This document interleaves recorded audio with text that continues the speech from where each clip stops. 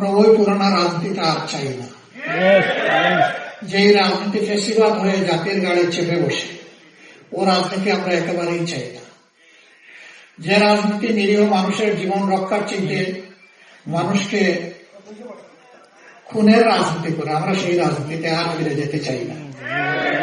আমরা দুর্নীতি এবং চাঁদাবাজিতে লিপ্ত যে রাজনীতি, সেই রাজনীতি আমরা আর দেখতে চাই না।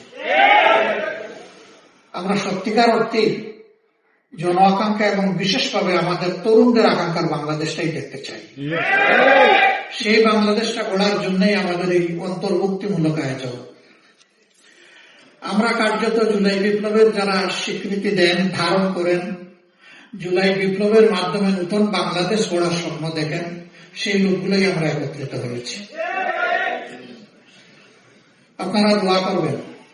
দেশবাসীর কাছে আমাদের অনুরোধ যে আপনারাও পরিবর্তন চান, আর আমরা সেই পরিবর্তন করার দায়িত্ব নিয়ে ময়দানে নেমেছি।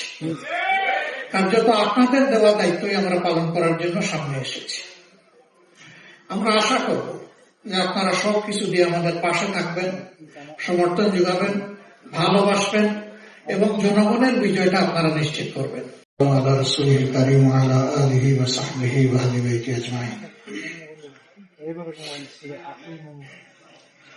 11 দলীয় নির্বাচনী পক্ষে সম্পৃক্ত দলসমূহের সম্মানিত শীর্ষ নেতৃবৃন্দ, সম্মানিত সাংবাদিক বন্ধুগণ, সুধী মন্ডলী, আল্লাহ সুবহানাহু ওয়া তাআলার শুকরিয়া আদায় করছি। দেশ, জাতি এবং দিনের প্রয়োজনে আমরা আজকে আপনাদের সামনে এখানে হাজির হতে পেরেছি, আলহামদুলিল্লাহ।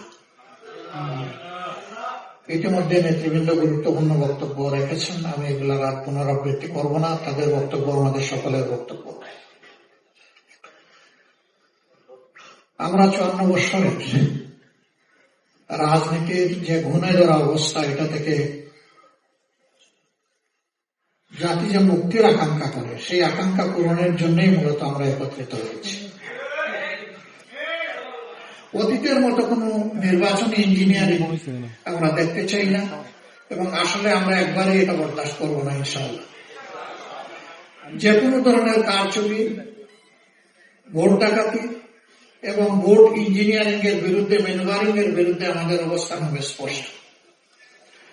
এদেশের যে যুব সমাজ 3টা নির্বাচনে ভোট দেওয়ার বয়স হওয়া সত্ত্বেও একটা ভোটও দিতে পারল না, আমরা তাদের ভোটটা নিশ্চিত করতে চাই, ইনশাআল্লাহ। যুব সমাজ, তোমাদের ভোট তোমরা দেওয়ার জন্য ঘর থেকে বের হয়ে আসবা এবং তোমাদের ভোটের হিসাব নিয়ে তোমরা ঘরে ফিরবা, ইনশাআল্লাহ। আমরা তোমাদের সাথে থাকবো, ইনশাআল্লাহ। আজকে এই প্রত্যাশা আমাদের যে অক্ষটি, সেই অক্ষ গঠনে বিভিন্ন ভাবে অনেকের বিশাল অবদান আছে।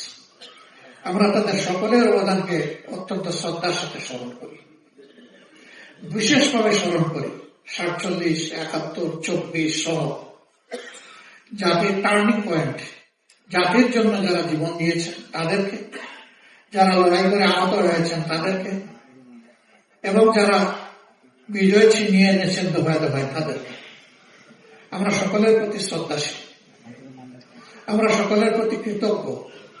আমরা সকলের ঋণ পরিশোধ করতে চাই, একটা নতুন বাংলাদেশ গড়ার মাধ্যমে ঋণ পরিশোধ করতে চাই, যেই দেশটা হবে আধিপত্যবাদের কবল থেকে মুক্ত, ফ্যাসিবাদের কবল থেকে মুক্ত, এই দুই যন্ত্রণা থেকে মুক্ত একটা নতুন বাংলাদেশ যেন আল্লাহ তাআলা আমাদেরকে দান করে। আমরা লড়ে যাব, ইনশাআল্লাহ। আপনারা আমাদের সাথে থাকবেন। সাংবাদিক বন্ধুগণ, আমাদের এই কথাগুলো আপনারা জাতির কাছে পৌঁছে দেবেন। আপনারা কষ্ট করে এখানে এসেছেন, আমরা সকলের প্রতি শ্রদ্ধা নিবেদন করছি। আজকের এই মুহূর্তে বিশেষভাবে মনে পড়ছে আমাদের বিপ্লবী সহযোদ্ধা হাদির কথা, শরীফ উসমান বিন হাদির কথা। সে ছিল বাংলাদেশের জনগণের জীবন্ত কণ্ঠ। সে নিজেই ছিল একটা বিপ্লব, একটা বিপ্লবের আইকন। তাকে কারা হত্যা করেছে জনগণ তা বুঝে। আমরা তার বিচার চাই। তার বিচারটা যদি জনগণ দেখতে পায়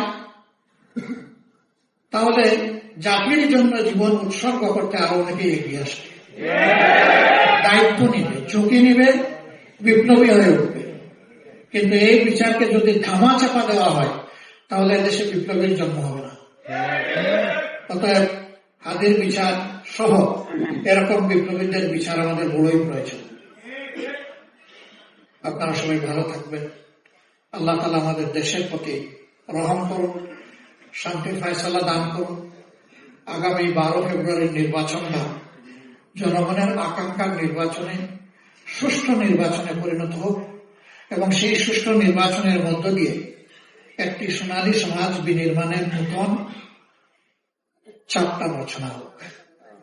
এ পর্যায়ে আমি অনুরোধ করব, দলগুলোর মধ্যে যে সমস্ত আসনে নিশ্চিতভাবে আমরা একমত হয়ে সবাই গঠন করেছি, এখানে কেউ কাউকে সিট দেয় নাই। আমরা সবাই বসে সমঝোতা এবং আলাপ আলোচনার ভিত্তিতে আমরা এই সিদ্ধান্ত নিয়েছি। আগেই বলা হয়েছে